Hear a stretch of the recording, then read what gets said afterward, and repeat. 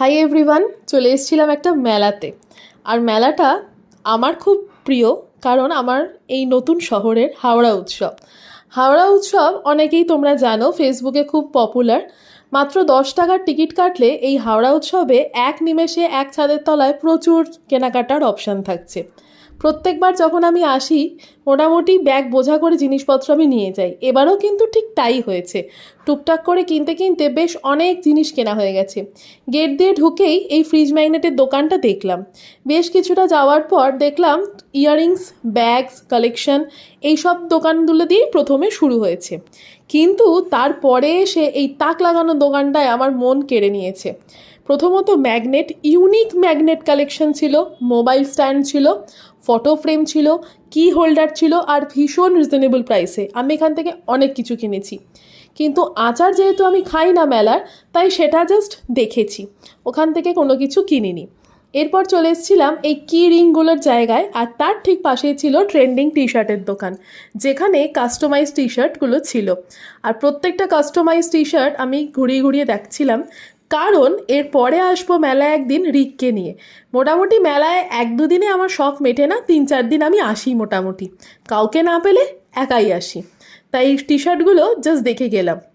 Next যে দোকানটায় গিয়েছিলাম, এই দোকানটায় আমি আগের বছরে এসেছিলাম, মনে করে দেখলাম যে হ্যাঁ, আমি এখান থেকে কিছু জিনিস কিনেছিলাম। এবারে ওরা ম্যাগনেট এবং কফি মগের যে কালেকশনটা রেখেছিল, জাস্ট অনবদ্য ছিল। প্রত্যেকটা ইউনিক লেখা ছিল, তার সাথে এই বহু ব্যাগ কালেকশনও ছিল।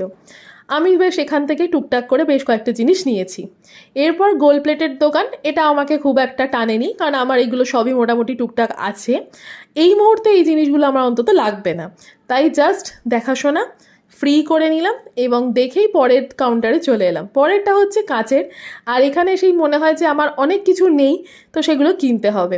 টুকটাক করে এখান থেকেও আমরা 2-3টে জিনিস কিনেছি। এবং এটার পর যেটা চলে গেছিলাম মেয়েদের খাজানা, অর্থাৎ ইয়াররিংসের দোকান। এক ছাদের তলায় এত ইয়াররিংস, এত কনফিউশন ক্রিয়েট করে। এরপরে স্টিলের দোকান, যেমন মেলায় হয়, আর এখানে আমাদের মায়েদের যেরকম পছন্দ সব ঘরে টুকিটাকি জিনিস। তার ঠিক পাশে জার্মান সিলভারের একটা দোকান ছিল, এটা জাস্ট অনবদ্য ছিল কালেকশন।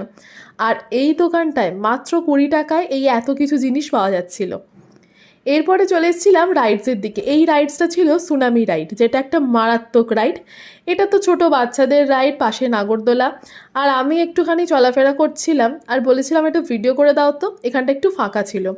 যখন আমরা মেলায় এসেছিলাম মেলাটা বেশ ফাঁকা ছিল, কিন্তু তারপর আস্তে আস্তে বেশ ভিড় বাড়তে থাকে। আর এবারে প্রচুর রাইডস এসছে।